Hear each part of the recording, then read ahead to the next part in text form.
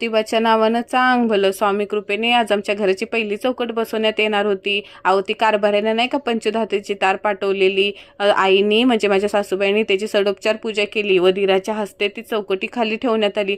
काय सांगू मंडळी, आमची चौकट हो म्हणून मोठी, लांबी रुंदी त्याची बरीच मोठी असल्यामुळे आणि त्या सागाच्या असल्यामुळे त्याचं वजन लय होतं. 2 माणसाला पण ती सरळ उचलायला येत नव्हती. सासरे बुवाच्या निरीक्षणाखाली बरोबर ते एका ठिकाणी व्यवस्थित मध्यस्थी ठेवण्यात आली बघा. अहो अख्ख्या भाऊबंकीतल्या वाडीतल्या बायका सगळ्या जमा झालेल्या हळदी कुंकवासाठी व चौकटी पूजनासाठी. ही माझी मोठी नंदूबाई. अहो सगळ्या बायकांनी व्यवस्थित पूजा केली आणि सासूबाईला माझ्या निळी साडी लय चांगली उठून दिसत होती बघा. पोच कशी देते बघा. शेवटी माझी सासूबाई आहे ना. आणि हे आमच्या वाडीतल्या येसू आत्या मला लाडानं दिदू म्हणून बोलतात. मला लय आवडतात बाबा त्या माझ्या येसू आत्या.